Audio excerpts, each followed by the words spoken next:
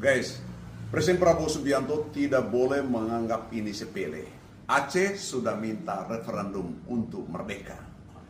Pernyataan itu keluar dari manual Gubernur Aceh yang sebelumnya adalah Panglima Gerakan Aceh Merdeka.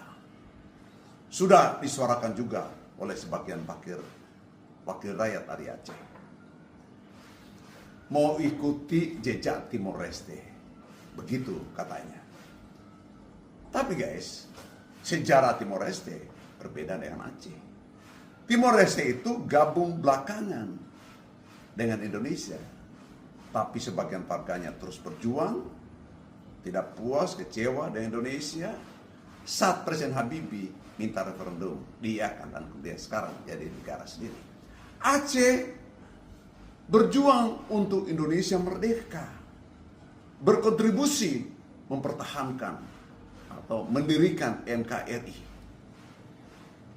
Tapi kenapa sekarang mau minta merdeka? Apakah hanya emosional atau serius? Ini pertanyaan harus dijawab belakangan. Tapi mari kita anggap ini sebagai sesuatu yang tidak boleh diremehkan. Pertama, tidak bisa dipungkiri, ini bagian dari ekspresi kekecewaan pemerintah dan masyarakat Aceh akibat perlakuan pemerintah pusat di bawah Presiden Prabowo Subianto yang begitu arogan. Aceh terkena bencana banjir buatan manusia. Juga dua provinsi lainnya, Sumatera Utara, Sumatera Barat. Itu buatan manusia. Korbannya luar biasa. Tetapi Jakarta tidak mau menetapkan itu sebagai bencana nasional. Yang nggak bisa ditangani oleh pemerintah daerah. Nggak mungkin faktanya di lapangan seperti itu. Tapi yang lebih menyakitkan bagi pemerintah dan masyarakat Aceh,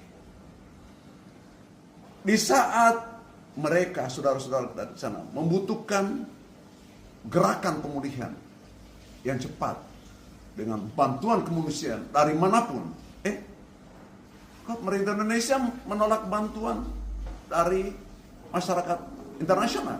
Ada apa ya? Kan aneh.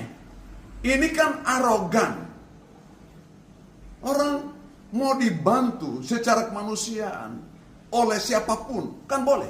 Kenapa ditolak? Jadi pantas mereka kecewa sekarang. Gitu ya. Nah, yang kedua, Aceh ini Breaking punya news. sejarah gerakan Aceh, untuk merdeka. 25 Desember tahun Karena kecewa 2025, sejumlah masa menggelar pawai di jalan kebijakan raya atau sambil model membawa bendera pengelolaan GAM Indonesia dan yang meneriakkan tidak seruan memberikan merdeka. kesejahteraan Aksi yang ini berarti bagi masyarakat diduga Aceh. dipicu oleh Padahal kekecewaan terhadap daerah penanganan itu, kawasan bencana itu, yang dinilai memiliki mencerminkan sumber daya ketidakpedulian alam pemerintah yang pusat. untuk Hingga dikelola kini sendiri belum ada dan pernyataan. menjadikan rakyatnya sejahtera. Apalagi punya khas Serambi Mekah. Nah, gerakan itu kan disetop dulu oleh Pak SBY dan Pak JK. Tapi sekarang mulai kembali akibat kekecewaan tadi. Dan ingat, ada dasar hukum universal, Declaration of Human Rights dan keputusan-keputusan internasional lainnya, menjamin untuk menentukan nasib sendiri yang disebut self-determination right.